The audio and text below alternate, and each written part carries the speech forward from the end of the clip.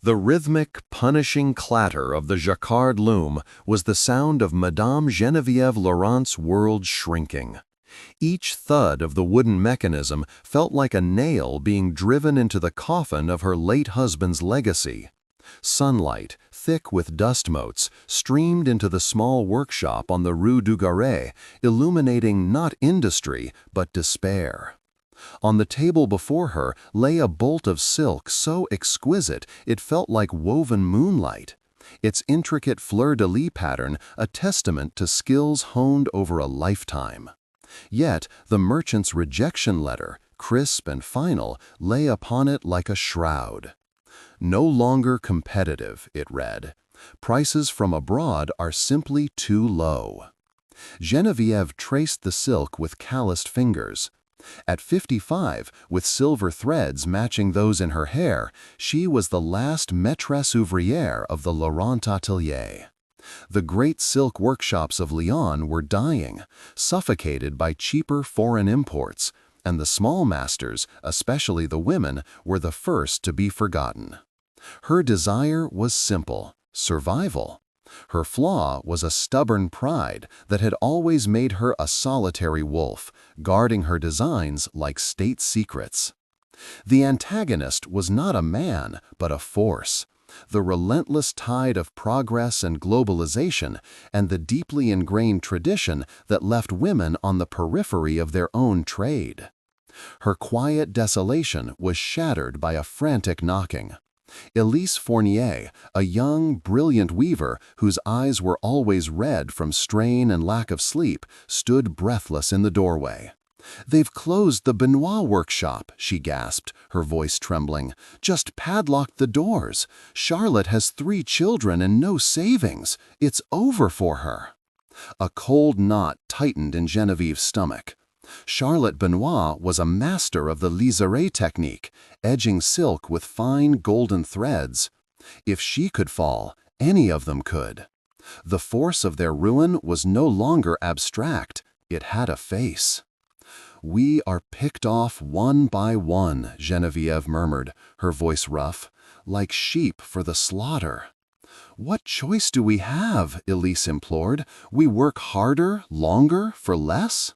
"No," Geneviève said, the word leaving her lips before the thought had fully formed. She looked from the rejection letter to Elise's desperate face. "That is a race to the bottom, and we will lose." An idea, fragile and terrifying, began to spin in her mind. We do not run the race, we change the game. That evening, she gathered them not in a grand hall, but in the back room of a quiet café. They came, 7 women who carried the secret heart of Lyon's silk industry in their hands. Claudette, who could dye silk the color of a midnight sky.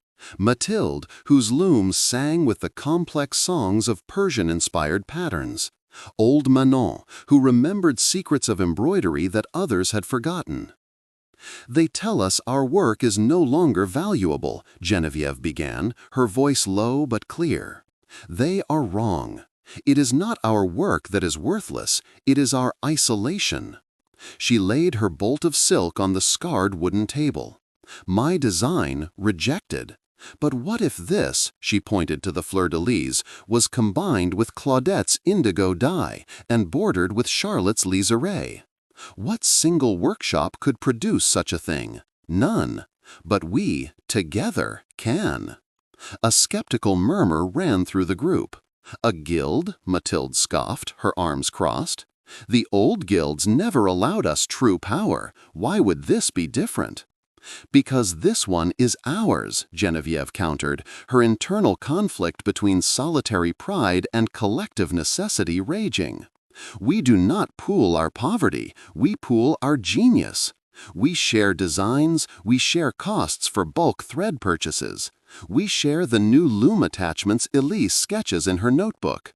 We create one brand, one mark of quality so unique, so peerless, that it cannot be replicated in a foreign factory.